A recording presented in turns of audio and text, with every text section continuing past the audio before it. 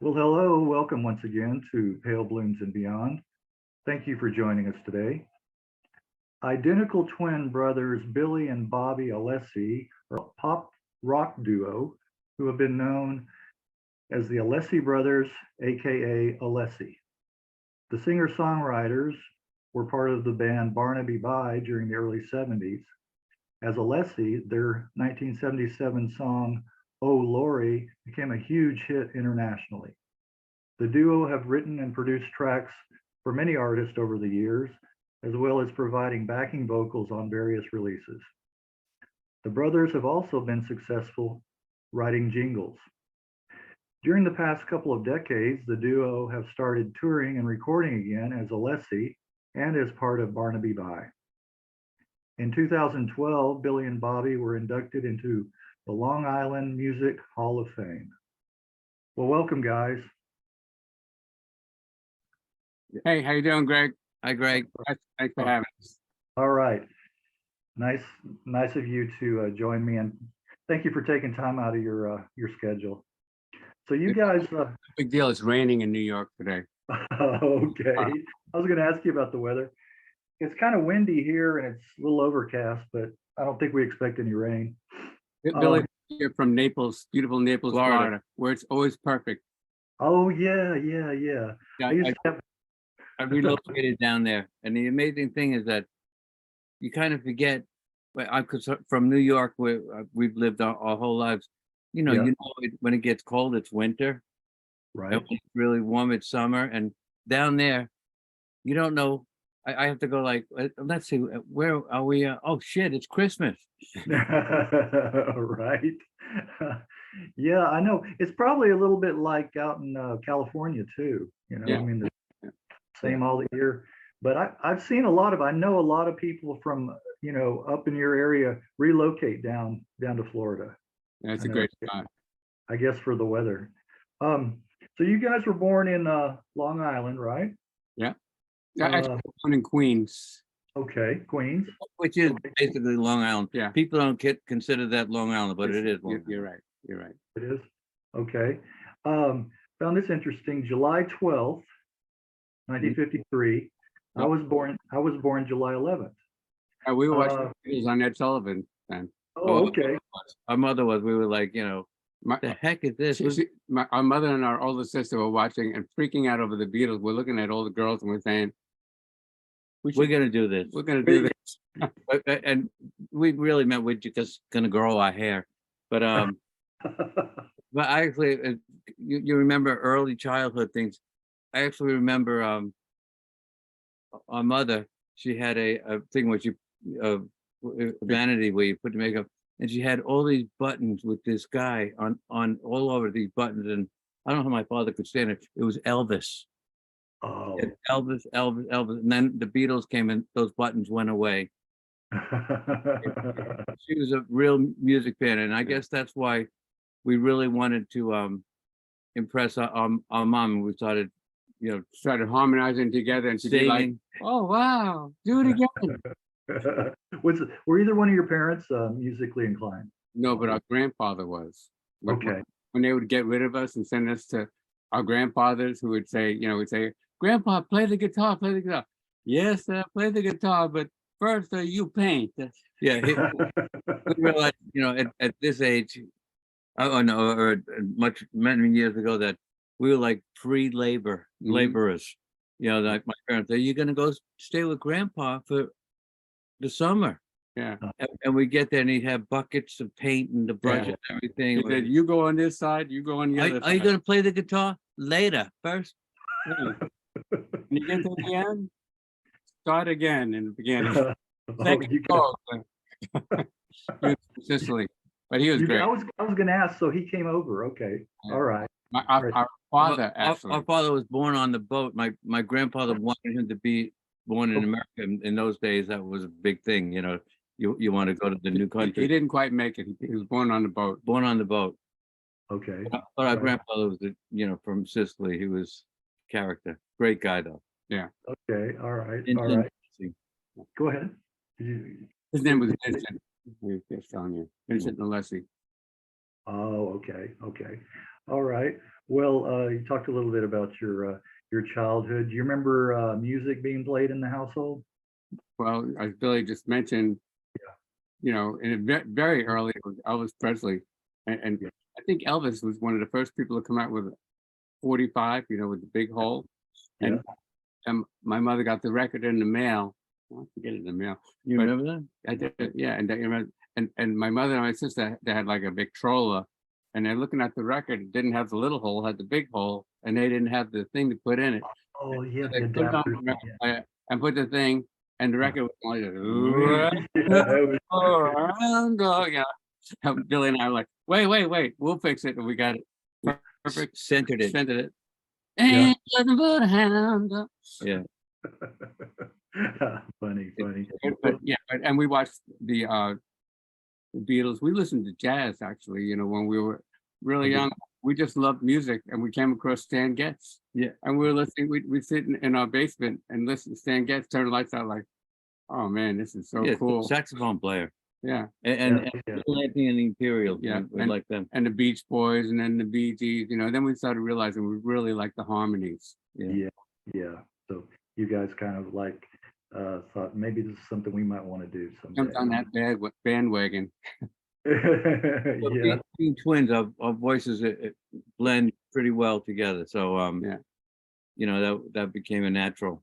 Yeah, that also helped us in the jingle business. When we first started the jingle business, everybody wanted to sing in their groups because it was an instant blend, you know, and they'd say like, get the Alessi Brothers, you're Yeah. half winning already. Hit the group. But then but we're songwriters, so we were like, I don't want to just sing on jingles, I want to write them. Right. And we both got very good at it. And I've had a 25-year run of like writing everything, and it was fun. It was good. We'll talk about being twins. I gotta hear this. Some interesting stories. Did you guys ever switch off on a date or anything? Yeah. You know, Are we allowed to say this? no, we're not. We won't do the girl thing. Okay. But Okay. Bobby, he got really sick, and he was I was going to night school. we were in high school, and he had to take a summer course to go to the next grade, like ninth, 10th grade, something like that. And he got sick, and he was doing his summer course at another school. And my mother said, you know, Bobby's really sick, he can't come. But also, I think I took the limit, you know, like you're allowed to take 3 days off from this 30-day course or whatever. If you take one more day, you instantly fail. So I had taken the 3 days. So I was like, and I was really sick this time. And if he missed the thing, the course would have been in vain. You know, he would have failed. So my mother said, you have to go in as Bobby. I said, but I didn't need to go to summer school. He said, you're going. I said, okay. So Bobby said, okay, Billy, this is what's happening. You go to this school, another school we didn't really go to. And he said, this classroom, 3rd row, 2nd seat. 3rd row, 2nd seat. And there's a beautiful girl right behind it. Beautiful, right behind me. And I've been, yeah, her name is Angela. Angela, and we've been like, you know, hitting it off. And I go, okay. So I go to the school. I never went to school before. I don't know where to go. And I finally go down the hall. I'm on the wrong, and I open this door finally to the classroom. Late. And the teacher's already teaching the class. And I look at the 3rd row, 2nd seat, and there's somebody sitting there. I look at this way, and the guy goes, Bobby, sit anywhere. So I go sit down somewhere, and this pretty girl in front of me, and she turns around and she goes, I go, are you Angela? I go, what? Yeah. Enter the sitcom of our life. Yeah, there it is. So it didn't you didn't pull it off then? No, we pulled it off good. I mean, that off. I picked up a girl for him one time. He was working with our father who did flooring, and he was late. I had a date. It was a first date. And I said, Billy, I told her I'd be there at 7. Pick her up, bring her back to the house, and then we'll do the switch. I'll come down. Yeah, and I went to her street. It was Andrea. And I pulled up to the street, and I'm looking for the house. And I'm looking around, and there's a guy walking his dog, and I'm looking to see the street numbers, and the guy goes, "Hi, Bobby." Oh, hi. He goes, "Yeah, she should be ready now." And he goes walking one way, I'm walking the other way, and I turn around and follow him to go to the right house. But you know, I picked her up with our father's truck, no less. I picked it up with that Econoline, Mhm. and then got home and Bobby was showered and everything, and I ran upstairs and he ran down. That was it. It pulled it off. But we have the other stories that you're thinking about that we're No, we won't tell those. I respect the women. But what was the name of that hotel in LA? The Hyatt House, The Hyatt House, but they the called Riot they House. called it the Riot House. All the rock bands Oh, would you go gonna there. tell that one? I'm not going to tell it, Okay. but you'd walk into have you ever heard of that hotel? It's on Sunset Strip. Yes, I have. Yes, I have. Back in the 70s, you know, All the rock bands hotel, stay there. yeah, and a hotel automatically had groupies hanging out in the lobby. They didn't care who was at the hotel. They just knew somebody was coming in. They knew some rock group was Yeah, coming in, and and when they'd be waiting. When a limo would pull up, they'd all like, I don't care who it is. I want his autograph. And then they try and get in the elevator, and sometimes you'd say, "Oh, okay, let her in." But we were young. We were 18. You know, Hello. Right? you had a brain in two parts of your body.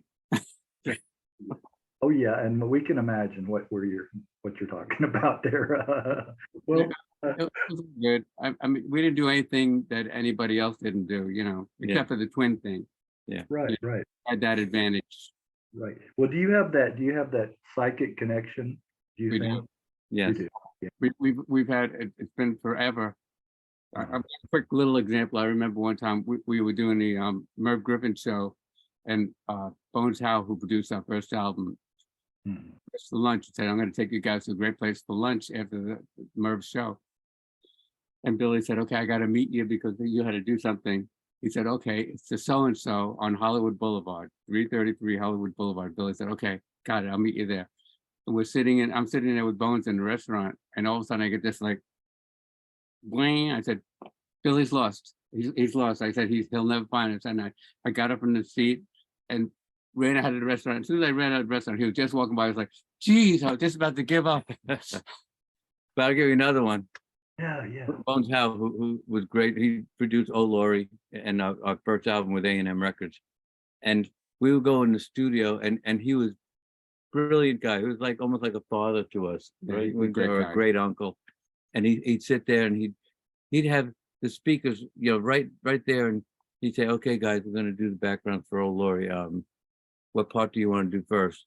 So Bobby and I would look at it, and we do. I go, You do that. if I'll I do go, that, yeah, and you'll you go, do that. and right, okay. then we okay, Yeah, and we're ready, we're and ready, and like he'd say- that, and he'd go, He'd say, "What just happened? Yeah. I want to know what you guys are doing." We said, "Yeah, we know what we're doing now. Because we could speak. We just discussed it." we could speak in quarter sentences, and we know. Okay, you do. Yeah. Okay, right. Let's go. Right. So you guys, He was amazing. He told us, he said, "I would sit and watch these guys, and they would go, yeah, and they were ready." But one more twin Yeah. story. This Yeah. one is bizarre. One night I was coming back from the city. I dropped off my date, and I'm driving home. I'm about 5 miles from home, and I fell asleep at the wheel. Oh, wait, I should start it though. I should do. I Okay. should do a story. Okay. Well, I just blew it already. I drove my girlfriend home. Her parents said, I always want to know that when she can go out with you and stay with my wife, who I'm married 38 years now.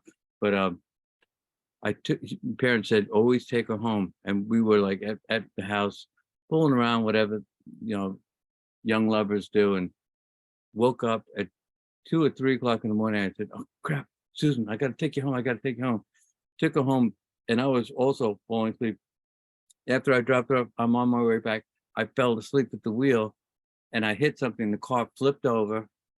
Cops come, and they check, make sure that I'm not on drugs or whatever, or alcohol. You're just And sleepy. I was just sleepy. And the cop was talking to me, and the tow truck guy comes, and he goes, and the cop's talking, and he says, "So where do you live?" And the tow truck guy says, my lot is right near where he lives.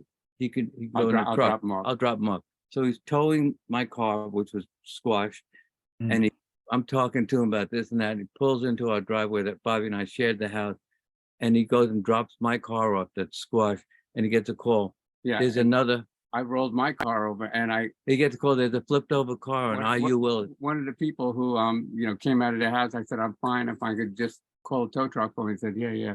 It's before cell phones. So this The guy, tow truck pulls up, my car is upside down, on the roof. And the guy gets out of the truck. You can imagine the look on the guy's face. He was like, he said, I just dropped he you off. said, are you out of your mind? I said, what? I just dropped you What, off. you going around flipping cars? I said, like, brother, you okay? He said, holy shit, I just dropped them off on Cedar Road. And Buck said, can you give me a ride too? Yeah. So then somebody has a picture of our two cars With the roof side by side with the roof. Oh, yeah. So that was kind of freaky. I mean, That's funny. same tow truck driver. That was the tricky part. That is the same guy. The same night, but the same tow truck driver. You couldn't have planned that one better. No. Wow. No, Luckily, Well- the cars weren't great cars. Yeah, we couldn't afford good cars then. yeah. Wow. Well, I like those stories. That's what makes these interviews interesting too, is those kind of anecdotes too. So Yeah. Thank you for sharing those. How old were you guys when you formed the Country Gentlemen? Probably 15. 15. Yeah. I remember we had, I don't know how we had people interested in us because we were kind of naive, and when we were real young, we would stand on the steps and sing our harmonies because people felt like we were on stage, the steps going up. to the next one. At the family party. Yeah. Like Billy and Bobby going to sing now. And then all of a sudden I heard that somebody said, yeah, he's going to be your manager. I'm like, going to high school, and next thing I know, they had suits made for us. We had to go to a tailor and taking pictures and making press shots, the Country Gentlemen. But we did win the talent show. shows, the Catholic Youth or We- CYO. We I think I attribute a little bit of our interest in music. I mean, it was always natural to us. But Mhm.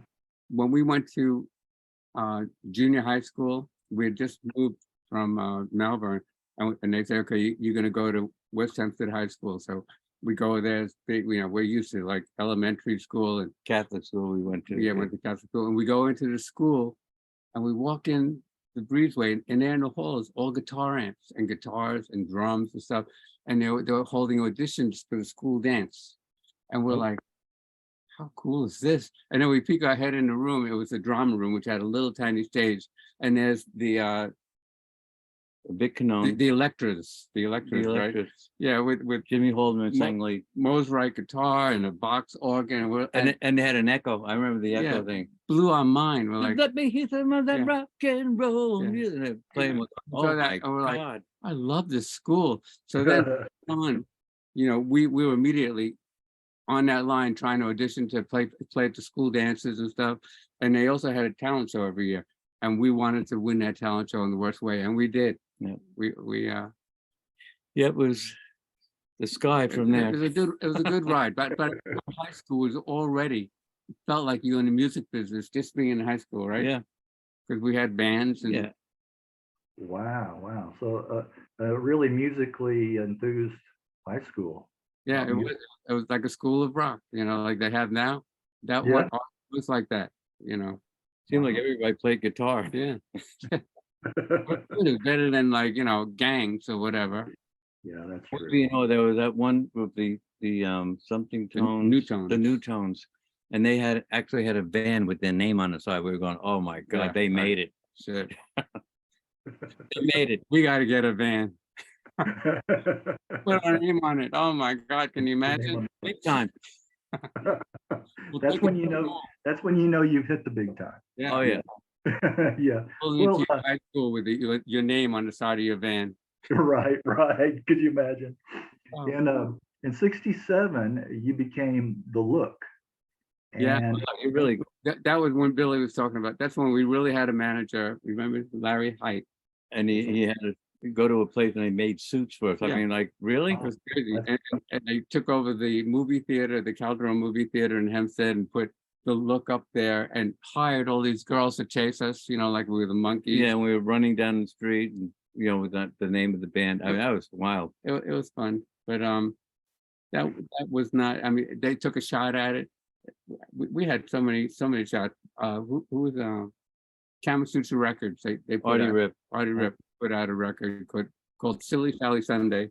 written by Joe Levine. Yeah, and you know, that's when bubblegum was happening.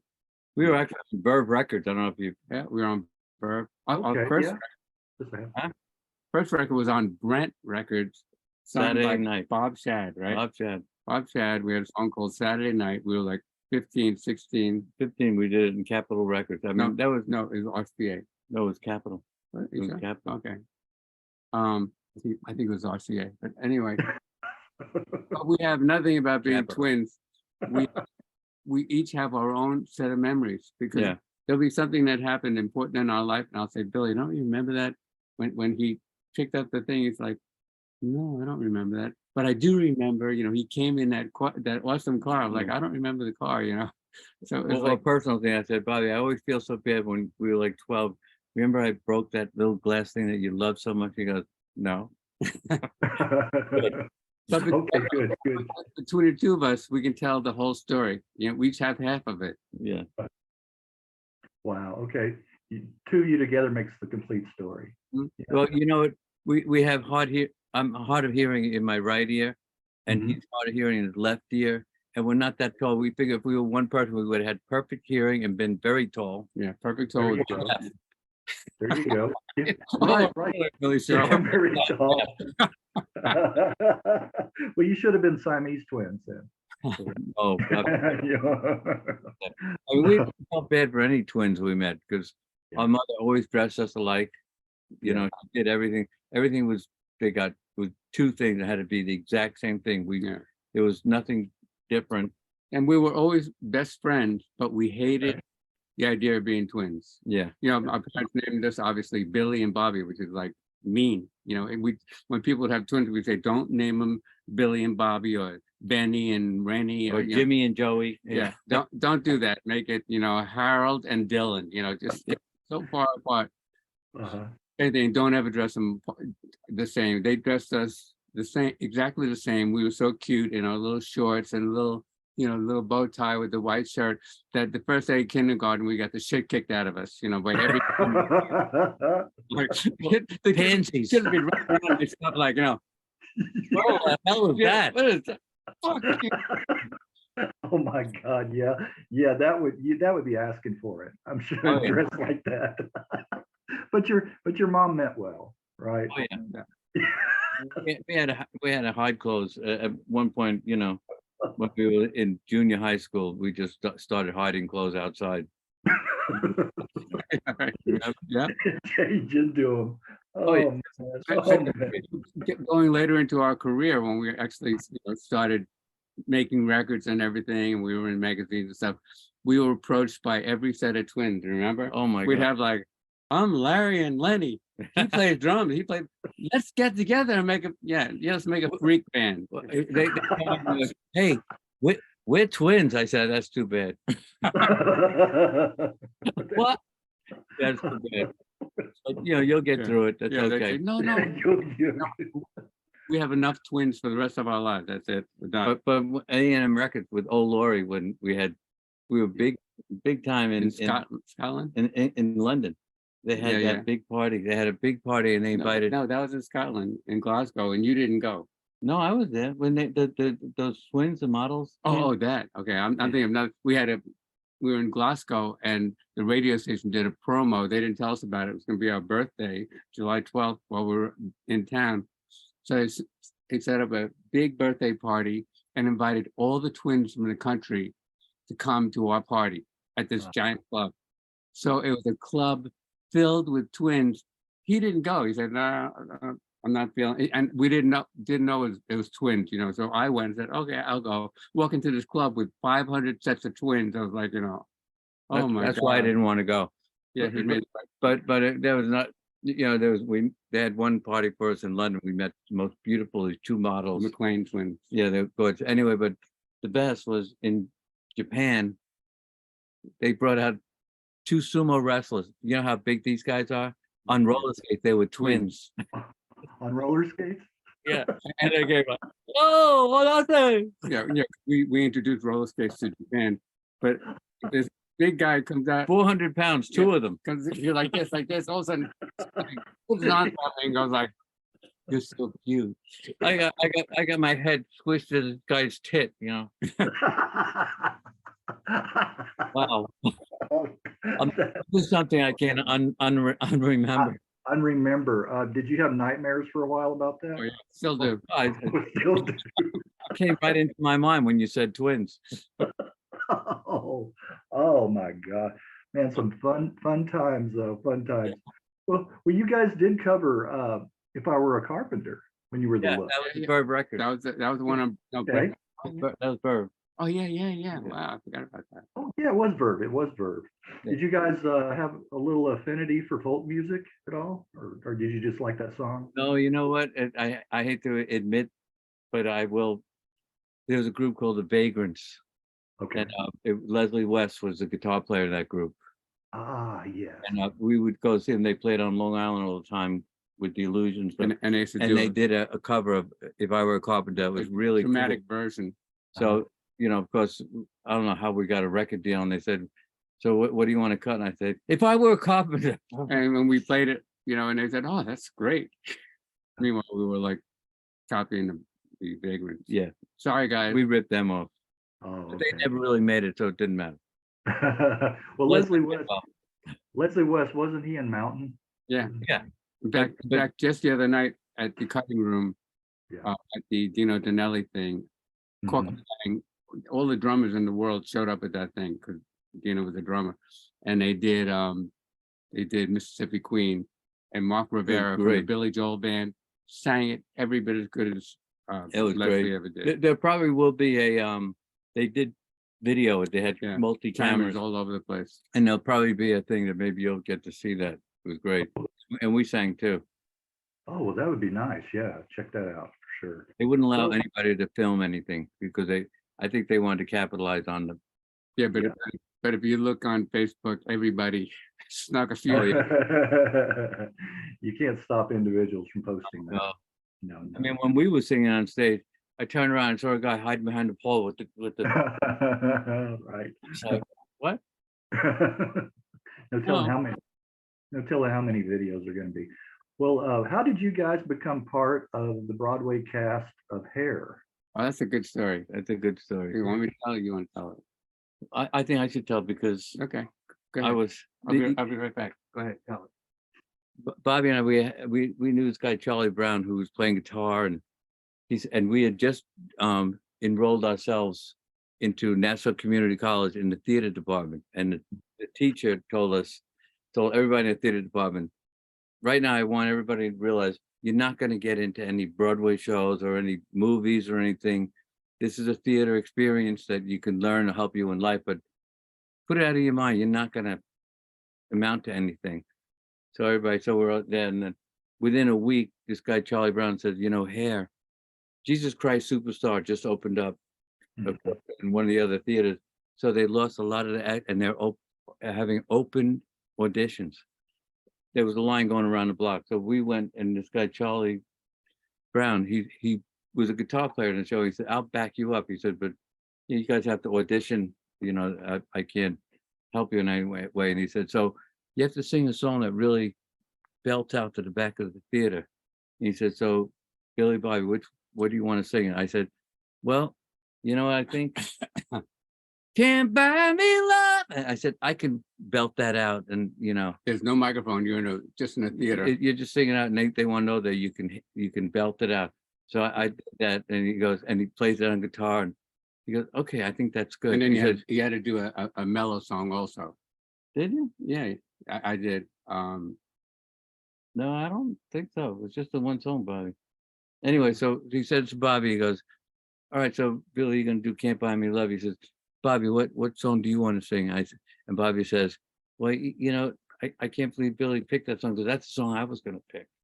So I did same And song. Bobby said, I want to do that song too. And he said, Charlie says, well, all right. And I said, well, Bobby, I'm going first. And, you know, and on the audition, the people were lined up around the block, and we finally got up, and they said, this is Billy Alessi, and he's going to sing. And I walk out on the stage, and I see big empty theater with like 5 people about 10 rows back.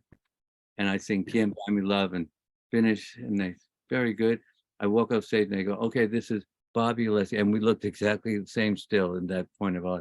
This Bobby, and he came out and he sings Can't Buy Me Love. And I go, whoa, what's going on? We just saw you. Thank you. We just No, that And was, they said, that was my brother. And they said, what? There Bring were him- 2 of you? bring him out. And brought Billy back out. And they said, okay, thank you guys. And we left. And then that night, we still lived with our parents, got a phone call. We both got in here. But the great part of the story that I like is we had just signed up for drama classes in Nassau Community College. I told that story when you left. oh, you did? Yeah. Totally? And they said, you're not going to get a job. Nobody in this class will ever be paid for their acting. So we got to go back into the class and say, we just want to can we have your attention for a second, Mr. So-and-so? And the whole class sitting there. We said, remember when you said nobody in this class will ever be paid? Well, we're starting at $650 a week on a Broadway cast of hair. So I guess. And we just want to say you're full of shit. And we're we leaving. didn't belong there, obviously. And that was the first really good pay we got. And it was like 28 kids like this. Billy Crystal was in that same drama thing. He graduated a couple of years before us, and he was on. No, he was was already a star. He would run back into the college with his little white sneakers, and we actually wrote music for all the shows, the college plays. Music plays. We became the music guys. But anyway, so that's how we got into hair. Oh, that's a long story, huh? No. Well, and how did this lead to the formation of Barnaby Bye? Hair. Right. We met Pepe Castro in Broadway cast of hair. He came in after us, and he was so damn talented. It was like he was out of the Blues Magoos, and he was already a star. He toured with the Who, and. But I think the Blues Magoos, were early '60s. Now we're talking about 1970, and or '69. Hair close to 70. And Pepe was looking for something to do, so he signed up. He got hair, and it wasn't long before they gave him the lead burger because he was so great, sing his ass off, had that great big afro. This big afro, and he would sit on the steps. There was stairs going to all the dressing rooms, and if he had top of the stairs, and he'd take his guitar, and he couldn't stop playing music. I mean, he's a real, a great echo, and he'd be singing, and hear this guy singing the blues and playing the guitar. There were 2 dressing rooms per floor in the Biltmore Theater, so it went up like 10 flights. And I remember hearing, I in between shows on a matinee day, I went up the stairs, and there's Pepe with the guitar. I was like, "You sound great, man." He said, "Oh, thanks a lot." We became friends, and then Bobby brought his guitar, and they're both playing together. I mean, I was outside the loop. No, but two blocks away, we had a friend, David Lucas, who had a jingle company, David Lucas Associates, and he actually produced Silly Saturday Sunday with us. So we're good friends with him, and we go to his studio all the time. It was always great. He produced Blue Oyster Cult. Yeah, he produced Blue Oyster Cult, but Don't Fear the Reaper. Us too. Yeah, but he would let us use his studio. He had a great studio, beautiful piano. So we would tell Pepe, let's go over to we have a recording studio. Show you our friends, and it was 2 blocks away from here. So in between shows, we'd go. If there was no sessions going on, we'd take the piano, and the engineer was like a fan, Bill Robinson. We'd be out there just playing, jamming, and all of a sudden we'd see he's rolling tape. He'd be recording us. He'd know. He'd say, "Hey, Bill, anybody recording today?" No, he said, "We're dark today." I mean, in those days, days, come over, and he would start setting up mics. In those days, it's amazing how many people were passing through. I mean, Todd Rudgren, Bobby and I saw him on the elevator. He was building his studio, and we said, "You Todd Rudgren," and he was such a sweet guy. I mean, so unaffected. He said, "Yeah, I am." Wow, it's Billy and Bobby, and he said, "What are you doing?" We said, "We're on the 5th floor of the studio. Can I come down?" He said, "Yeah, come down." Those are good days. And also Barry Manilow, there all these people are hanging around. Yeah. And besides all the greatest musicians, like Luther Vandross and Steve Gadd. We saw Steve Gadd when he first started playing drums for advertising, you know. Denny and Sywell, who But ended up with McCartney. I remember when first time Steve came in, he was super young, and David Luke, and I was super young too. But David Lucas said to me, you know, they were doing a big session, and I was in the studio. He said, "Check out that drummer." And I remember Steve got said he'd be hitting it, jumping out of the seat, and like, you know, but playing his ass off, like, oh shit, what's his name? He became good friends with him, Yeah. over the years. Wow. Wow. Did you, coming from New York, do you recall a singer-songwriter named Alzo Fronte? I've heard the name. Al, he went by Al or Alzo. Another Italian, of course, you can tell by the name. He was really talented. He died just a few years ago, but you mentioned Barry Manilow, Davis picked Barry over Alzo. He had a choice. It's one of those stories you hear about, you know. Well, David Lucas turned down Madonna, so there you go. Right. But it's interesting. In my channel, we did like a tribute to Alzo, his brother, who's he's in Florida too. Speaking of, and a lady that used to be his manager. So it was really. I watched yeah, a few videos. it was really nice to do that. Oh, speaking of Pepe, I like his outfit on Room to Grow. Oh yeah. But all, you know, when we decided to name the album Room to Grow, we went to this theatrical place and looked for the biggest suits we can get. Right. It had to in like size 50 jackets and all that. And it's funny, when we started going around to impress people, said, "Wow, we thought you'd be much heavier." We were all huge. yeah. Yes, it is. We're getting back to Barnaby Bye to finish the whole thing. So with Pepe, Pepe and I went to Germany and brought our guitars, and we were it was right after the hair closed, and we were playing on the streets like in Munich and whatever, and these guys heard us and started booking us. And they said, "Come in, we'll give you, you know, 100 euros to do, you know, 20 songs or whatever." In those days, they weren't euros. They were whatever they were. Yeah, it was marks. Yeah, but and then we did that for a couple of days, and then we were going on to Amsterdam. We said, you know, they said, "Can you play tomorrow night?" We said, "No, we're going to Amsterdam." They said, "Okay, we got a place for you in Amsterdam." So they started booking us, and Pepe's girlfriend, Mary Kelly, was brilliant model, but she was writing poems, and she was writing this poem, and one was Barnaby Bye and the Band of Head. So we took the name Barnaby Bye. You know, they said, "What do you call yourself?" We said, "Barnaby Bye." But then when we came back to New York, you know, Billy, Pepe, and I, we were always like, you know, it was meant to be. We were going to be a band together, and so we started playing. And Pepe had this drummer, brilliant drummer. Remember his name? Jack Scarandello. Jack Scarandello, but he's a Gene Krupa protege, and he played like, we'd be playing like More of a jazz drummer. Marshall Mamalia, and he jumped into 6/8 time, like, look at this, you know, like, no, it's gotta be, you know. It's not gonna work. So we were signed very quickly. Ahmet Erdogan, who saw us play with Mary Clayton, and so did Arthur, what's his name? He just mentioned his name. Clive Davis. Yeah. All there. But Ahmed was the one that said, "You guys are great." He said, I think you got to change the drummer. Yeah. Yes. You got our favorite drummer, the power drummer from Long Island. We grew up, there's a band called The Illusion, and Mike Riccadella was the drummer, and he was amazing.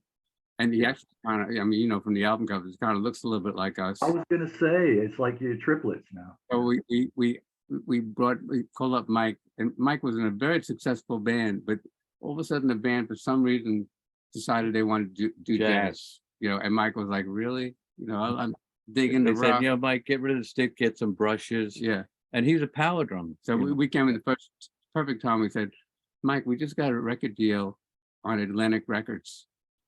Would you like to be our drummer for the record or in the group?" We said, "No, in the group." Yeah. Oh yeah. You know, he was, and Ahmet Erdogan, as soon as he saw him and heard him, he said, perfect fit. Yeah, and you know, it's a good thing, and it's sad that it really didn't pan out for Barnaby Bye. I mean, we did have success as far as locally, but I know what the mistake was, and there's one thing that if we would have done this one thing, well, Ahmed signed us. He said, I'm super busy. I'm running this and Warner Communications. But we said, no, we want you to produce our record because you know what we're supposed to sound like. And he said, I have this great producer, Arif Martin.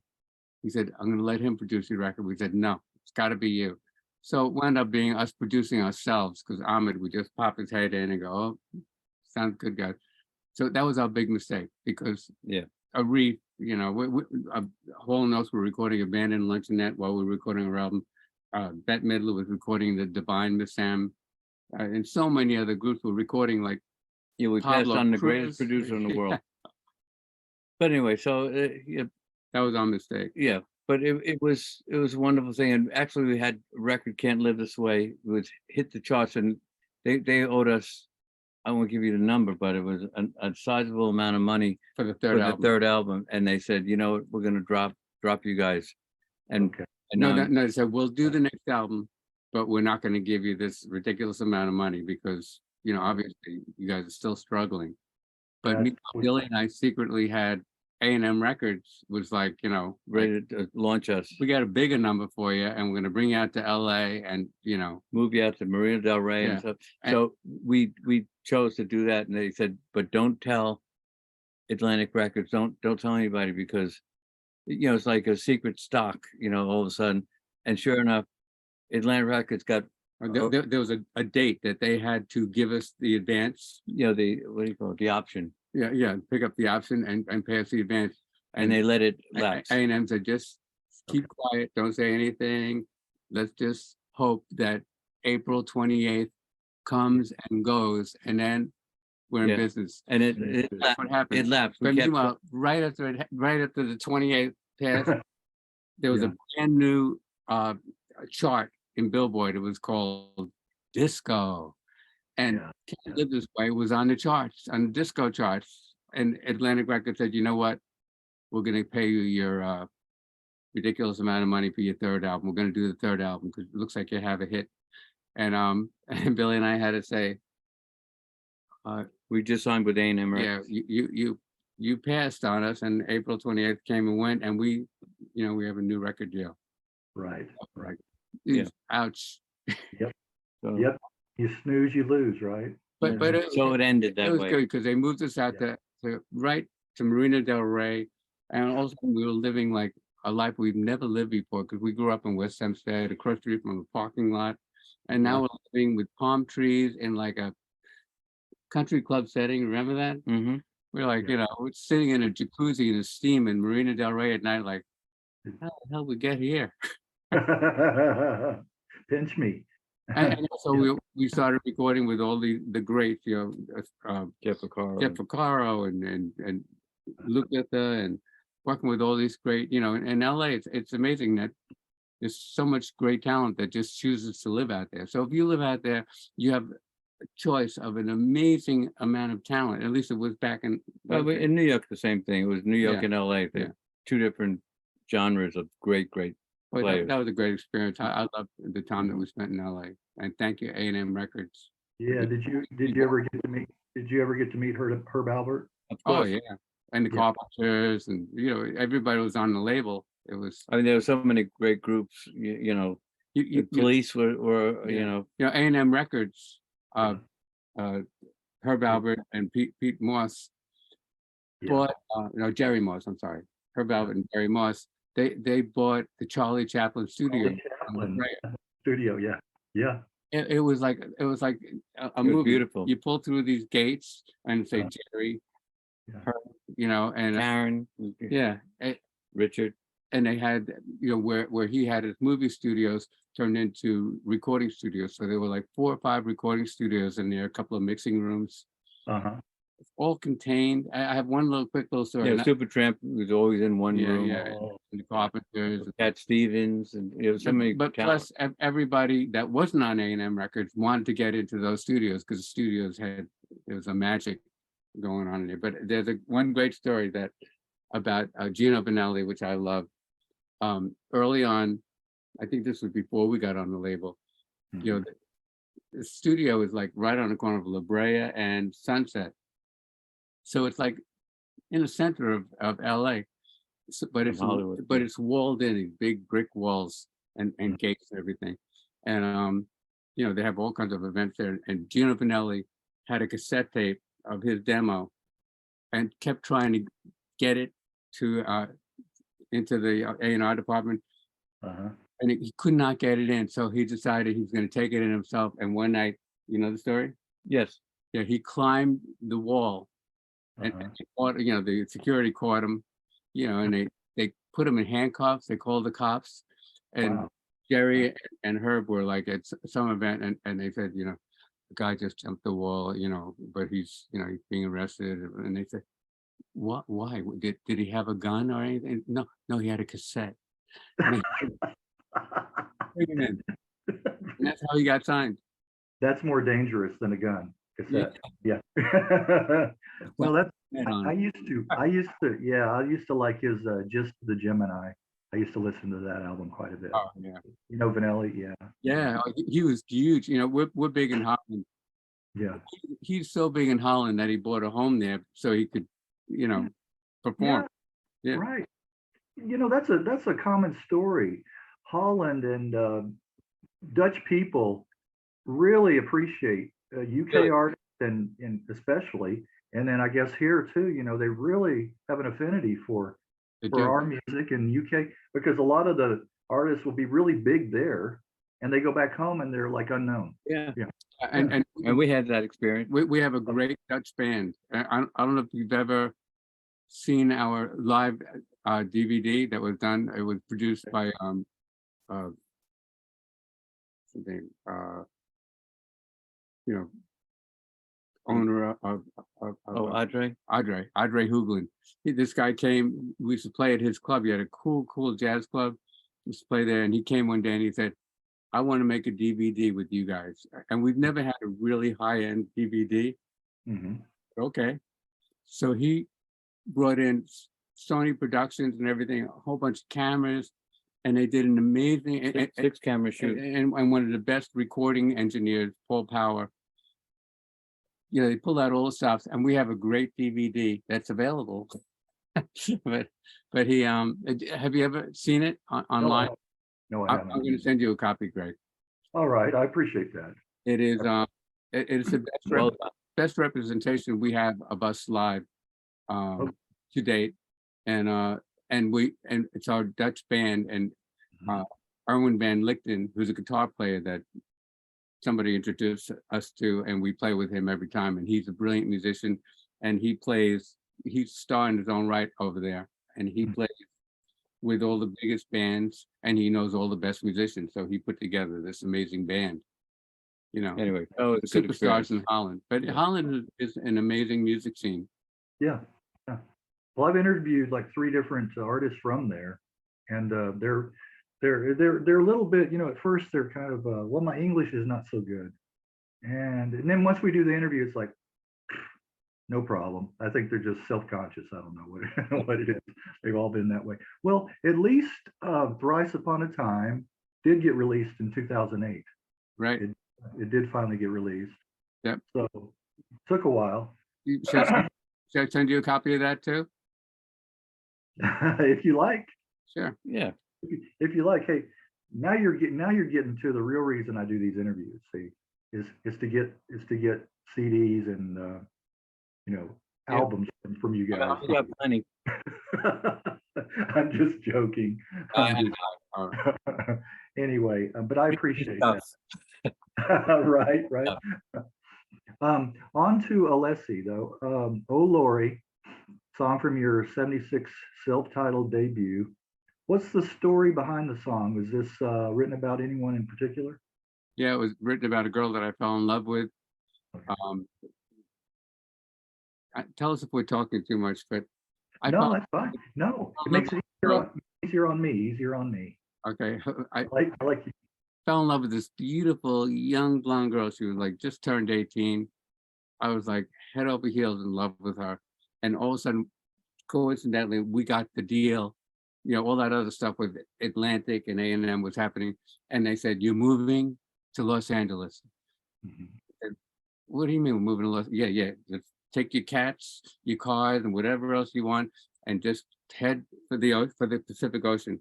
And I was like, but I just fell in love with this girl, Lori. And said, don't worry, there'll be plenty of other girls out there. But I was really crazy about her. And Billy is such a good, not only a good brother, but a good friend. I said, Billy. And we went out there. Well, let me insert a little bit. Our manager, Steve Borkham, who was like, really wanted to get us away from our parents and our friends. That's why he said, A&M Records said, you guys, I want you guys to move away from New York. You're going to go to LA. You're going to live, and I want you, no girlfriends, no friends. You just got to do your music. I want you to concentrate being the Alessi brothers. So we drove across and Bobby was missing Lori so much. He said, Billy, I'm going to sneak Lori out maybe here. take over now. I said, do you mind? And we had a 2-bedroom condo, beautiful, in a beautiful like Oakwood. country club style living. But we each had our own bedroom, big living room, kitchen, and everything. So I said, I'm going to bring Lori over. I don't know for how long, but would you mind? He said, no, not And at all. we can't tell. Can't tell Steven, can't tell anybody. So I snuck her over. And so we're living together. And every time our manager would say, I'm going to stop by, I got to bring some, some She would fruits. hide in the bedroom. She'd hide. And one time he came over and we were just about to have dinner and there was three plates on the table. He said, Who's here? the third plate? We said, you are. You. Oh, there you go. You were There coming. you go. You guys were thinking ahead, yeah. You look at both and goes, I don't know. I think you guys something's going on here. But I wrote the song about her.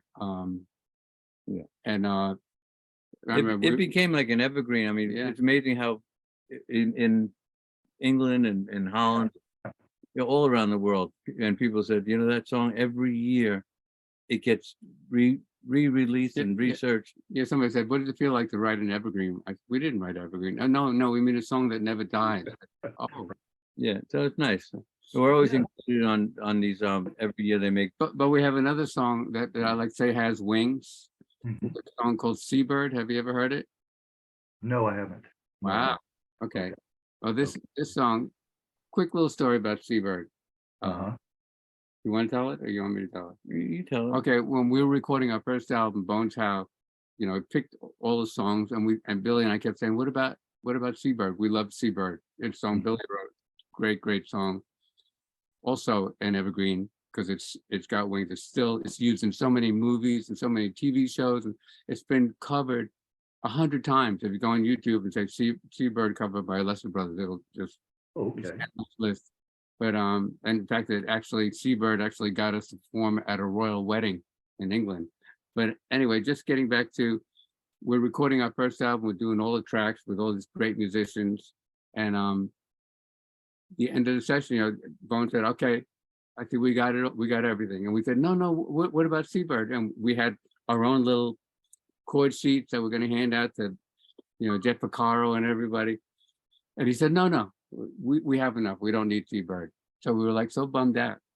And then, as it turned out, after we mixed the album's all mixed and it's on a 1/4-inch tape. And Bone said, "Look, the presentation to A&M Records is tomorrow at 11 o'clock. I can't be there at 11 o'clock. So I'm going to give you the mixtape. You bring it and I'll get there when I can." So he gave us the tape. We take the tape back to our apartment in Marina Del Rey. And we realized it was the same speed as the tape of our demo of Seabird. So we spliced it on the end of the master. Oh, okay. And so That's we how go in. We were pretty sneaky. it sounds like it. Bone fits in, while they're listening to the album, and they go through the whole album. And at the end, all of a sudden, hear our demo of Seabird. Mhm. And Bones goes like, what He's like, really? what? He's looking at us like, really? But he didn't say anything because the song was playing and Yeah. they're listening. And they said, we love it. And the last song, Seabird, oh my God, that should be on the first side. That's so great. And Bones was like, He didn't say anything. you guys. But anyway, Seabird almost became our first hit before Oh Lori. Oh, Yeah, it is. and it's been recorded by I think about 500 times It's by been in different people. numerous movies and TV shows, and We still get a lot of I have a video on YouTube on my YouTube channel, which is Bobby Alessi on Mhm. YouTube, my name without a space. I have over 130 videos, but I have a video called Seabird. What's it about? Where it came from? Okay. Well, I will check that out. You know, it's probably one of those songs that I know, and I just don't know I know, you know. Yeah, you hear it. I have so many people tell me I'm here Yeah. in LA in a great hotel. I'm in the lobby having breakfast and Seabird playing in the background. Uh-huh. Yeah. Well, I was going to ask you that too. Where was the strangest place either one of you were when you heard one of your songs being played? Massage parlor? No, no. well, no, it's always flattering. It doesn't matter how strange the place is. You know, if your music is playing, I mean, we hear on the radio and you're excited, but Yeah. you know, my wife went to with my son.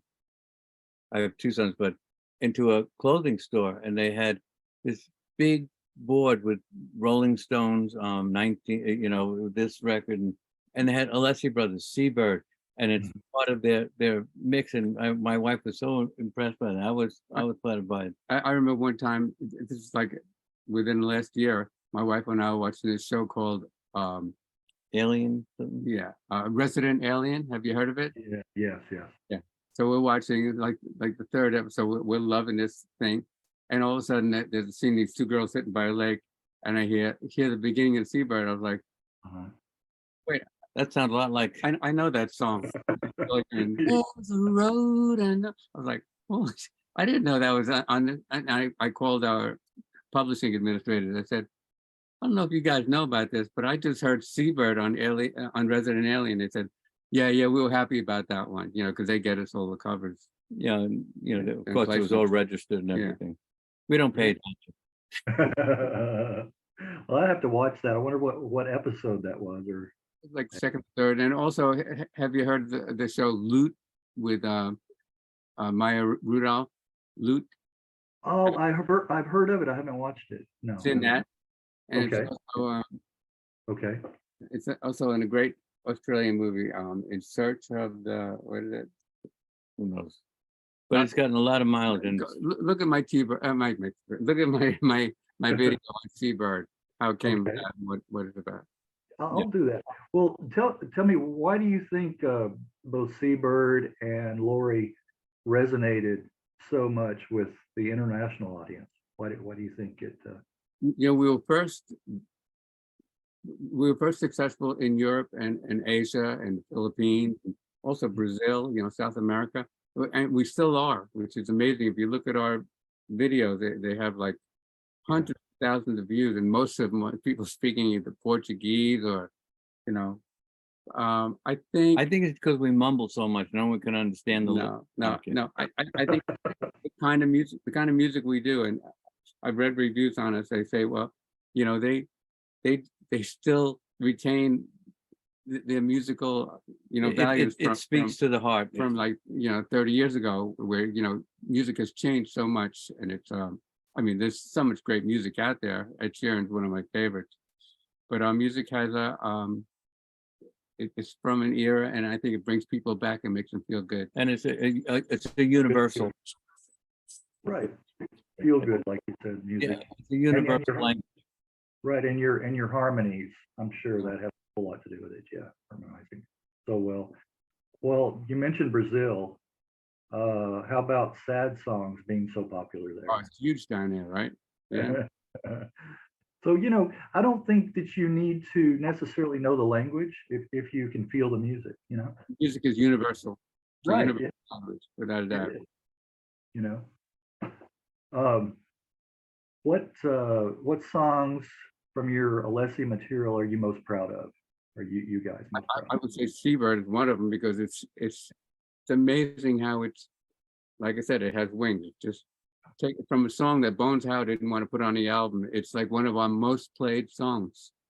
In fact, I'll tell you a quick little story. We got a few years ago, we got a call from England, and this very British woman said, Bobby, you know, we have Spencer Churchill will be marrying what was his name? Edward, Edward Spencer Churchill, he was marrying, who's the girl he's marrying? Lisa, No, not Lisa. Anyway, it was a girl. yeah, beautiful. Okay. And these are all super wealthy Brits. And they said, we're having the wedding is going to be at the Blenderm Castle. Mhm. What's her name? Anyway, the girl who was getting married, the woman who was getting married, her favorite song was Seabird. Hmm. And she still listened to it.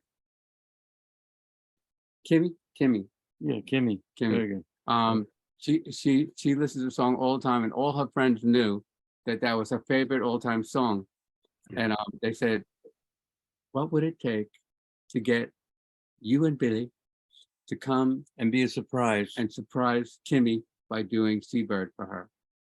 And I Mhm. said, well, that's a big trip. It's a lot of expense. Of course, you got to pay all the expenses. Plus, I mean, It gave a real big number. we're gonna need like $10,000. And she said, oh, fantastic. I said, each. Yeah. Oh, wonderful. They're loaded over there, these people. Yeah, and we And we want to bring our wives. yeah. But it was great. They played for all the, But it was so great. Kimmy was so. You can find that on my YouTube channel Yeah. too. but You there can was, see her face when they said, "You've always loved this song, Kimmy. So I'd like to present to you Billy and Bobby Alessi, the Alessi Brothers." And you see her like, what? Yeah, And we it was did see great. her for- But they were so sweet to us. They said, I said, my wife has never been to Europe, never been to England or anything. And they said, she's never, and we've toured all over, I mean, the world. But my wife was so excited, and they said, well, you have to go to London. We did it. We were up in Oxford at this at the castle. And they said, so we're going to extend your stay and book you in a hotel in London so you can show your wife. Yeah, they set up a beautiful trip for us. Is that nice? I mean, And next was cool after hotel. the wedding and this whole big thing, they said, okay, we're going to send you to London. We got a hotel for you, and you just go and enjoy it. That was a great experience. Yeah. Wow. But How long were you over? Huh? How long were you over there? About a week. Yeah, about a week. I mean, it was about 2 days for preparing for the big surprise, and we went to the wedding, and we went to the chapel and watched them get married, and But if we didn't splice Seabird on the end of that master, we wouldn't have been there. that would have never happened. Right. You probably would have went off, because we've written so many songs, and I'm sure there are songs on the shelf over here, And that never saw light of day. it was a demo from our parents' basement. We were like 17 or whatever, and to this day, that's on the record, which is now owned by, I think, Universal, whatever. But the master is. But you look at the records, and it says produced by Bones Howe. You want it on- Not bad, but we love Bones. But we're not. Yeah. We didn't want. Bones Howe, great. Well, as mentioned in the intro, you both did some jingle writing. I've heard it can be a very lucrative business. In those Um, days, it was. Yeah. What are some of your more recognizable jingles you've written? Wow. Yeah, Just Diet Coke, just for the Yeah, taste of I it. got to work with Whitney Houston. When Whitney Houston was 19, they said, there's this young girl was Coming- just signed by Arista, and we're going to have her sing a Diet Coke commercial, and we want you to produce her. And I went into the studio, and she was cute little, Gorgeous. beautiful Gorgeous. girl. And Yeah. had little white thing, and she's jumping up, and she had so much energy. I'm going, okay, calm down. Okay, this is the way it goes, just for the taste of it, Diet Coke, and took her in the studio, and she did a great job. Next thing you know, cut to two years later, they say that girl, Whitney, I said, Whitney Houston, I love Whitney Houston. They said, she's going to do it again. So you can have to record with Whitney, and she wants you to produce her. Went in the studio, I mean, first day, and we've had this happen with many big stars. They decide they're not ready that day. They just want to sleep in the hotel, whatever. So everybody's all waiting, and we had the track and everything. And the next day, she said, I'm definitely coming tomorrow. Go the next day, and I'm in the studio waiting for little Whitney, the cute little girl with the sneakers. She's little. Yeah, she's our size. Huh. But she came in, she had some kind of the hair was up way up high. She had these stilettos. She had diamonds, and she walked in. And I go, Whitney, hi Billy, and she was, as women can do, they can make themselves a lot with the hair and the stilettos. She was like gigantic, Right. and she said, Sang tell her- me what to do. sang her ass off. Yeah. But Billy also did Diet Coke with John. Speaking of Whitney, though, have you watched the movie? I think it's on Netflix. Great. The Great. Whitney Houston. Yeah. Yeah. Awesome. Yeah. Yeah. Yeah. I started watching it. I need to go back and, yeah. It finish was a that. shame because she was like I said, when I first met her when she was 19, Mhm. she was such a bright light. You knew that, and Arista Records definitely spotted that. Clive Davis. Why, David? It was, but sometimes a bright light is too bright and Right. burns out. Burns out. Yeah. Yeah. What are you looking at? I'm trying to think. I want to take a screenshot. I'm going to do it right now. He's like, okay. Yeah. So go ahead. You said So, you were. with Michael McDonald, Elton John, I got an award for Greyhound with B.B. King. Okay. and Okay. Lady Smith, Black Mambazo. Mambazo. Bobby produced them for Lifesavers. Yeah. And believe me, the list goes on and on. So, We've done every car, every soft food, McDonald's, Burger King, every soda. but you're right, it was very lucrative. Yeah. And between the two of us, we first started out in one jingle house, and then we decided we'll do better if we go to two different jingle houses, because Yeah, we're almost competing against each other. and we could hire each other to sing. So if we're both competing for Ford, and he wins it, yeah, he'll put me in the group. yeah. So we both win. There were like a bunch of jingle houses, and like maybe one jingle house uptown is getting all the Chevy clients and everything. They work. Another one downtown, they're Getting all- getting all the Ford and Or the cereal. and the Dodge. So there were different. So if we split up, I was getting one end of the business. He was getting the other. I mean, I was doing Dr. Pepper, and I would have him come and sing. We'd hire each other. I'd win a big campaign. And they say, okay. So the group is you, so and so, and my brother Billy. Okay, and Billy. Yeah. But we had this one guy, Hunter Murtaugh from Young and Rubicam. He pulled a fast one. He called me into his office. He said, Billy, we have J.C. Penney, and I know you're the guy that can write this spot. I want you to write it. So I go back and I spoke to Bobby, and Bobby said, yeah, Hunter had me come. He said, I know you're the guy that can write J.C. Penney. I said, that's what he said to me. Are you kidding me? Yeah, you had us writing against each other. So Bobby and I got together and we wrote the hit J.C. Penney together, and we both sang and everything, and we each sent him the same spot, the same song, And Okay. and it won. But he went best. But there was a point when we got jingles. We were in it for a long, long time, and you could tell that you've been in it for enough when people are saying, like, for this next campaign, give me somebody other than the Alessi brothers. All right. Give me somebody new. And there was one point there was a big campaign, and I think it was Diet Coke. Diet Coke. And the guy from the agency said, I hate to tell you this, but the client actually said, get me somebody other than the Alessi brothers. He said, We have already written like 4 Diet Coke campaigns. They said, can we get somebody else? yeah. So they said, okay. So they said to the people they were presenting to, they said, okay, we're going to do a blind presentation. There's 24 entries. No, there were like 50.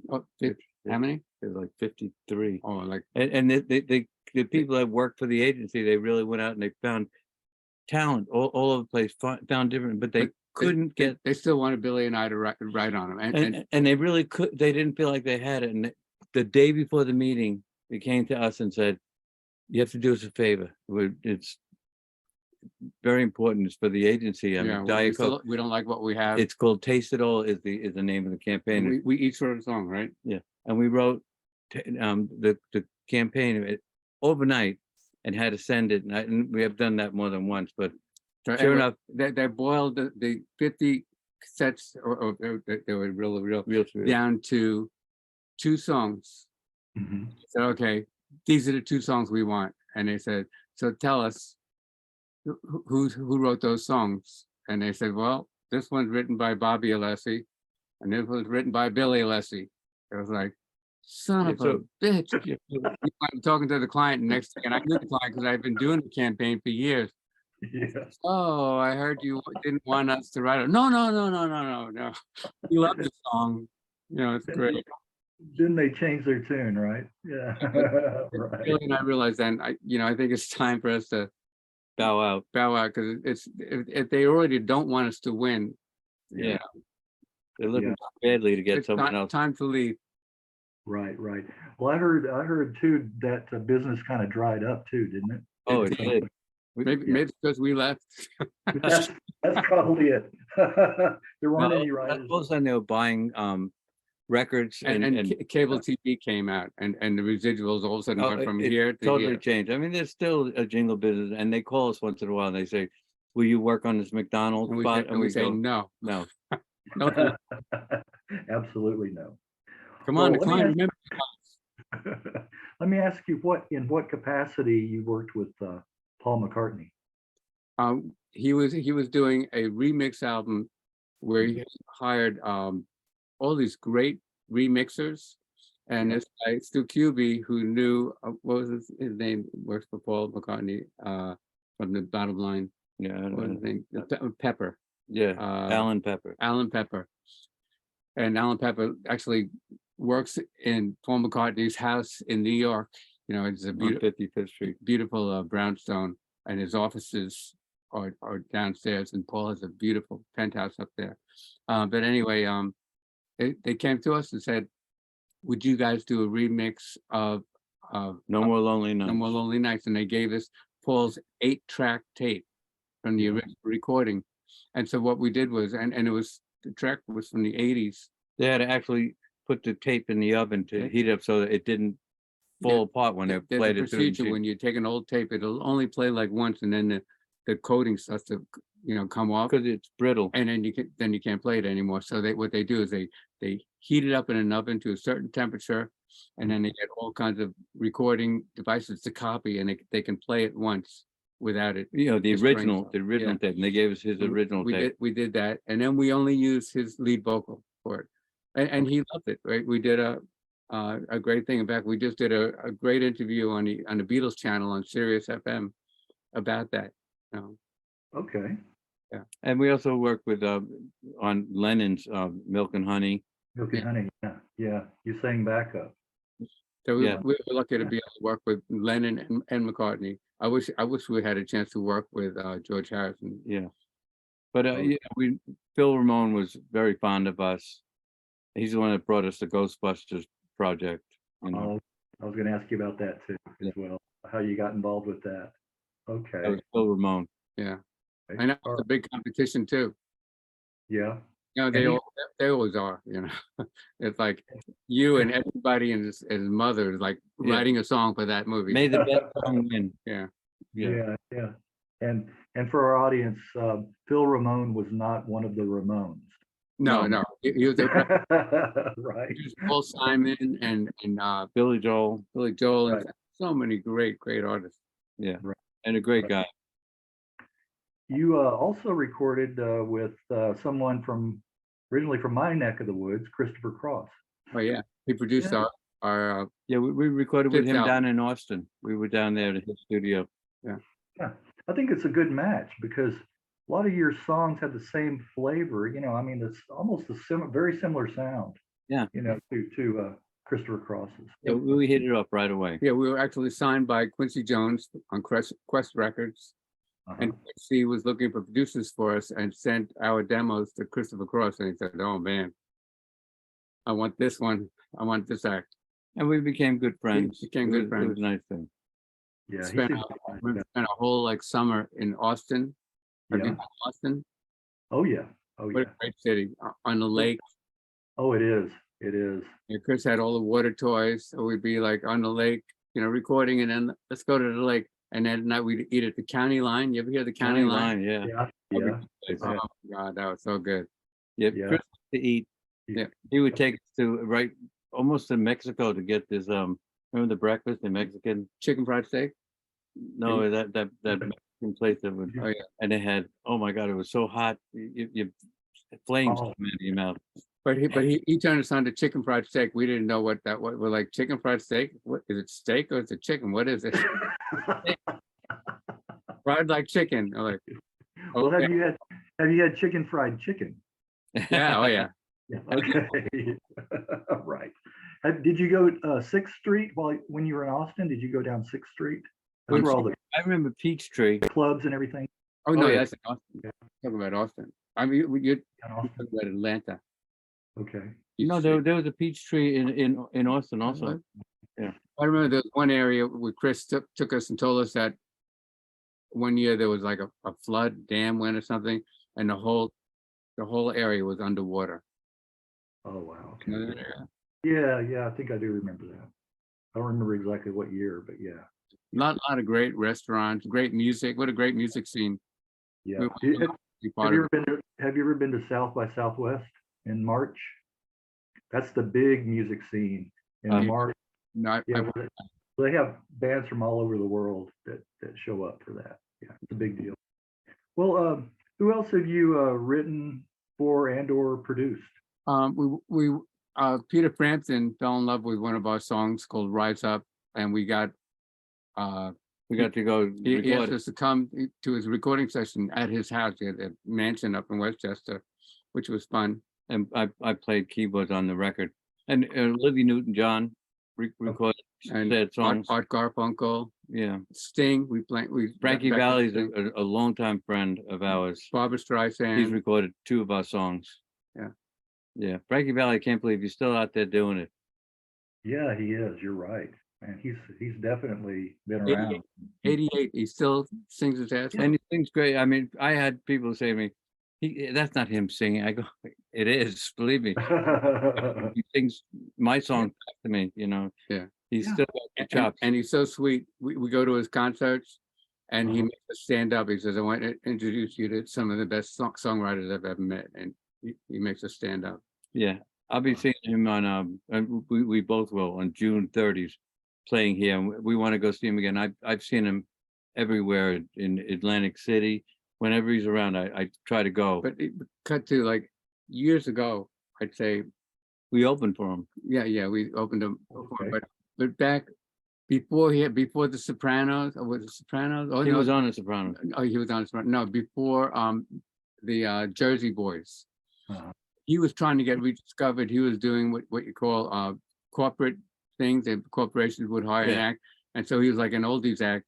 He wanted to be back on the radio in the worst way, and he kept asking us, write me a song like this, write me a song like that, and we would. So he really wanted to be back in the limelight. And Barry Gibb came into his life. Yeah, and we were hanging out with him when he said, "Look, I just got this cassette from Barry Gibb for this song for a new movie called Grease," and he played us, and the Bee Gees were singing, "This is the word," banging on it, and that was great. The rest is history. He was very proud of that. And Frankie deserved it. He was so happy to get back on the limelight. Yeah, and Bob Gaudio produced one of our records also. Who Bob Gaudio is, right? He was one of the original 4 seasons. He wrote all those He songs. wrote all those hits. Yeah. Great guy. Yes, he did. Yeah. Yeah. Well, talk about starting in the new millennium. Where have you started touring and playing? The pandemic, we produced an album. I mean, we recorded an album that was produced by Erwin van Lichten in Holland Mhm.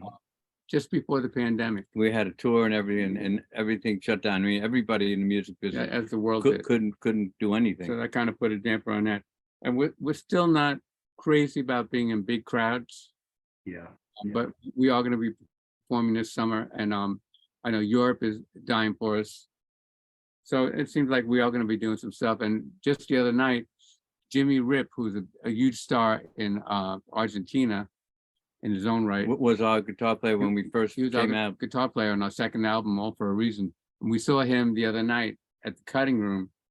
And I said to him, Jimmy, he said, yeah, he said, I live in Argentina. I said, do you know we're big in Brazil? He said, that's right next door. I said, if we ever get a gig, because we always get asked, like, can you guys come down and do a gig? And what really puts the kibosh on it is, by the time you get a band together and all the expenses and everything, it's A too lot of work. it's too expensive. Yeah. That's why we do so well in Holland, because our friend Erwin has all these great musicians. Yeah, we have He rehearses them. We go over there, we sit in, and it sounds great, and then we do gigs. So I said, Jimmy, if we came down to Brazil, can you put a band would you together? put a band together for us? I said, in a heartbeat. In a heartbeat. He said, and I know all the songs. So, that might be in the future also. Yeah. Okay. We'll talk about 2012. It must have been a very proud moment for both of you being inducted into Long Island Music Hall of Fame. Very much so, yeah. Talk about that experience. We're gonna, it's what an honor. We're gonna be performing there this summer. Okay. We have a beautiful building with all kinds of memorabilia and everything, but they have a stage and they put on shows, and they've been asking us, come on guys, can you do like, Yep. We don't Right. care. Because we did perform when they first cut the ribbon on the building.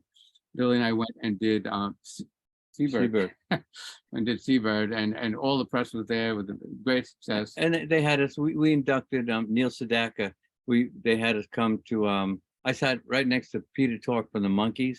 I didn't even know it was him. Nice guy. And, everybody was there, Billy Joel Oh, yeah. and Leslie West, and Joan Jett.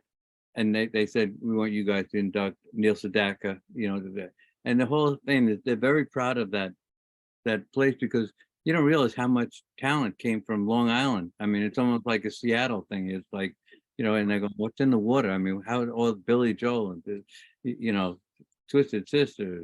Speaking of Billy Joel was talking to like one of the guys that created that Hall of Fame, and he said, it's the Long Island Music Hall of Fame. He said, Long Island has so much talent, not just music. Look at all, Jerry Seinfeld and, all this amazing talent that came from Long Island. So they said, you're right. So they changed it to the Long Island Music Hall of, Long Island Music and Entertainment Hall of Fame. Entertainment. Music and Entertainment. So Yeah. that they control, it can Billy include- Crystal and, Yeah. All those Howard great- Stern and all these people that, grew up on Long Island. Yeah. Well, I don't know if it was specifically Long Island, but going back in the day, like the late 50s, early 60s, the street corner crooning, with the vocal groups and stuff. Yep. I know it came from up there in that end of the country. Doo-wop. Doo-wop, exactly. Doo-wop, exactly. When we first started singing, our bass player, Dennis Carey, Taught us. yeah, he was, we was singing, of course, like, at family parties and everything, but when we first started early band stuff, he was from a street corner band In Brooklyn. and he'd go look at Billy. We were like young, we were like 13. He said, Billy, you zoom, zoom, zoom, zoom, zoom. Yeah, keep singing that. Keep- Zoom, zoom, Bobby. Zoom, zoom, zoom, zoom, zoom. And then he'd break out, want you, yes, I will. And we'd be like, wow, this is fun. Right. So there was echo Yeah, in the bathroom. And that's doo-wop. Well, your voices are still in fine fettle. Yeah. I believe. Do you guys take anything for that? You drink, take honey or anything to keep them in shape? Wine. Oh, wine. Okay. That's the key. You actually, on June 10th, year after year, there's so many Ghostbuster fan clubs and everything, clubs, and they're always doing like Reunion type things. reunions and benefits. And there's this one club calls me every year and they say, we're doing our benefit this year in front of the firehouse where the movie was shot. Any chance you could make an appearance, you will print out 8x10s and we sell them for $30 each and you can keep half the money. I'm like, thank you, but no, year after year. And finally last year I said, Bill, I keep getting this guy calling me from this thing, and they do it, and a bunch of people show up and everything. And I said, Billy, you want to make an appearance? And Billy said, yeah, why not? I said, really? Yeah. So He said- we're performing. He said, let's do Saving the Day, because the guy said, do you think you can bring a guitar? Just do a little bit of Saving the Day. So Billy said, let's do the whole song. So we're going to do the whole song June 10th, in front of the firehouse where it was shot. And it's already being advertised, so that should be fun. Yeah, we'll perform here and there. I mean, you know, we are planning to do some full shows with Barnaby Bye in July or August. We have to plan, because it takes a little time to, you know, we have to rehearse and Right. The band worked up. dust off the other guys, you know. Yeah. Get them honing their chops. Bobby and I are always playing something, but Yeah. you know. Well, are you happy with your latest releases? Still enjoy making music? Our latest album, Eden Rock, I'm very proud of it. We'll send you that too. Oh yeah, I'll send you that too. Oh man, I'm just in all my life, Thrice Upon a Time and Eden Rock. wow. Water is great. Oh, water! I'll send you water too. That's 4. But you got to give me your address, your mailing address. You do it right now. This way, everybody can mail you something. Oh yeah, well yeah. Let's wait. Or I can edit it out. I'll tell you that. I'll email it to you. Yeah, you're right. Yeah. That'd be great. So you still enjoy? Talk about real quickly, or not so quickly, your songwriting process. I didn't ask you about that. Has it changed over the years? You know, we're both, you know, we're both very engrossed with our music, and Bobby he can play the keyboard and a guitar. I'm just a keyboard basically, but you know, on this new album, Eden Rock, Bobby did this amazing suite of all these different styles where it goes from one thing to the next. And he said to me, he worked on it so hard. He said, you know what? I purposely didn't write any melodies. I just wrote this or lyric, beautiful arrangement that is right up his alley. You know, amazing. Billy, I haven't done. I purposely did not do any melody, so we could like write the melody together. And I sent. He said, "Okay, send me the track." I sent him the track. He sent me back the finished song. I didn't even get a chance to put a melody on it. But it was brilliant. I couldn't help it. But as far as our writing process, I think Billy writes great lyrics. For me, it's a struggle to write lyrics, but I try. I sit there late at night and like, you know, what rhymes with elbow? What rhymes? But we both, I think, write musically first, you know, and we kind of like mumble, you know, we'll come up with some changes, and all of a sudden you can feel it inside, like, oh, this is good. This is good. And you're like, yeah. and then he'll play me a tape of him singing, and I'll go, it's good. What were you saying? Because I don't know. And he'll say, all for oh, that's good. I like that. Yeah. Anyway. Well, you guys prefer writing songs, songwriting, composing, or playing live? I think that the writing you can do anytime. Playing live, you got to like work up to it and make sure you're gonna. And we don't want to embarrass ourselves. Yeah. So that takes a lot of work. It's fun once we get the show worked up. It's great to see the crowd and to, you know, it really does feel great, but it's scary and takes a lot of work hard because we want to make it a perfection. I mean, Stephen had a gardener come a guy planting trees, big company, and he said, I saw you guys play at the club. He said, the best show I ever saw. It was nice. And he said, I couldn't believe the balance of the sound, the vocals, or the harmonies, and you could hear everything. I said, really? Good. They weren't always that great. Yeah. But the thing about songwriting is you can be in your pajamas, you know, on a rainy night, and your wife took your daughter shopping or something, and you're alone in the house, and you go down to the studio and you go into that magical get place. The lighting right, you know, find a beautiful Rhodes piano, or and you know when you have something. Yeah, and it happens, and that's a great thing. The magic of it. That's the most fun. Right. Well, let me ask you this too about the twin thing. How about your spouses? Are they similar? Well, Lori, believe it or not, left me many years ago. With two kids. She left me with the kids. She didn't want to grow up. She was like, you know, I think it was like a midlife crisis. She was beautiful, and I was shocked. but she wanted to go, but she did. And my kids are both grown now, but I had a rough time finding somebody to help take care of my kids. And this girl from Denmark, she was an au pair.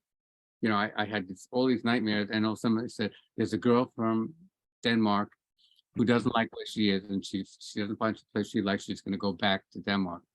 Yeah. So I said, you got to meet her tonight. And I just finished a busy day in doing the jingles in the city. I was home, wanted to kiss my children goodnight and go to bed because I had an early session the next morning. And they said, you got to go right now to Bayside. I said, okay, I'll go. And I went and met her. This beautiful, sweet, warm person. And I said, please, please, please come and help me with my children. And she said, okay, but it has to be in 3 weeks because I promised these people I would be here for a month. I've been here for a week. So it has to be 3 weeks. I said, you don't want to come right now? I'll take you right now. And she said, no, I promise. And I said, well, she's got integrity. And I thought, I'm never going to see her again. I left there. I was like, oh, so close. And 3 weeks later, all of a sudden the phone rings like, hello, you can pick me up. And I got her. I married her. She's upstairs. We've been married for 24 years. Meanwhile, Lori, his first said to me, I know I have the girl for you. My wife. I'm married 38 years. Okay. All right. I won't You hear tell those? all the stories he does. Okay, one other story. Oh, boy. Lori, then she started going out with this guy, Ralph, going out with him for about a year. All of a sudden, the guy died of a heart attack. All of a sudden, like, oh, she said, I said, so sorry, Lori, because we're still friends, we have kids. She said, yeah, just like that. He said, I felt chest pain, went in the hospital, he died. So then she wound up moving to Florida with this other guy, who was a policeman, then they bought a house down there and everything. He died. He died. Cancer. Then she was going out with another guy. His name was Bob, coincidentally, and he died. Are you And kidding? my wife Camila said, you know what? I think you got out just in time. With died. Wow, you didn't want to be number 4, yeah. No. Wow, something else, man. Wow, you guys have had some great stories. I really enjoyed this. May not be such a great story. Maybe it's just the way we look at it. It's like, wow, do you believe that? It's all good. Anyway, Well, nice talking to you too, Greg. Yeah. Yeah, well, it's your own personal recollections, Yeah. and you put your own slant on it, right? Yep. Yeah. Well, I appreciate you guys taking the time and Pleasure meeting. Sure. How often do you guys get together? Oh, well, he's up here because we did that thing at the cutting room, but he'll be back in a month and a half for Okay. the Ghostbusters thing, Yeah. Okay. He's enjoying Florida. Yeah. Yeah. I don't blame him. It looks like paradise. Every day I wake, I go, another beautiful day in paradise. It reminds me of when we moved to LA, because we moved from cold New York to all of a sudden palm trees, like, wow, Right. we're not going anywhere. Right. But, I wish we had more colder weather here. It's like the grass is always greener kind of syndrome, right? I wish we have like one day in the winter of ice or snow, and by the afternoon it melts. Yeah. You've been here at Plano. They say if you don't like Texas weather, wait 5 minutes. No, just imagine without air conditioning. That's all I want. Yeah. But I wish we did have a little more snow. Because we like it. Billy's wife Susan keeps saying, she said, I miss she misses. We grew up on Long Island. She misses the season. Yeah, my daughter lives in Yeah. also, and I'll send her pictures when it's snowing. She's like, oh. Right. But I wouldn't want too much of it. Yeah. But No.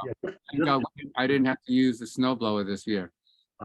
There is such a thing as global warming, I think, because Yeah. it's like, I think it's affecting all of us. Yeah. No. All right. Well, best of luck to you guys in all future endeavors and everything. And thanks for doing this again. Send the address so we can send you those four. Oh, yeah. Great questions. You're a great interviewer. We work with a lot of people, and you're like very easy to talk to. So, hey, I've heard that before. I appreciate that. And that's what I want it to be. A lot of these people I interviewed, they're kind of apprehensive about it, and they're thinking it's going to be a typical, what I want to say, typical interview. And I just want it to be a casual kind of conversation. and it is. You're pulling it off. And it's nice. It's nice seeing the face with the voice. Yes, yes. That's why I like doing this. I've And done some you know, written. it really made it disarming right away when we just finally got everything working and we're looking at your empty room and Right. you stick your head in and go like, I'm just doing the laundry. I'll be right back. I like that. Right. Or I had to feed my dog, or sometimes I have to do things like that. That's what I like. I want it to be that way. So I appreciate that. Thanks for the feedback. All And right. again, I will send you the link once I get this edited. I'll put it on my Facebook Right, and do that. And and let I'll everybody let everybody know. Okay, absolutely. we'll do that. All right, Greg. The pleasure. Have a great day. I think the dryer should be done now. Yeah, you know what? I think I heard it go off too. All right, thank you guys, and I appreciate it. All right. Thank you very much. All right. Bye-bye. Bye-bye. Okay, let's see how we do this now.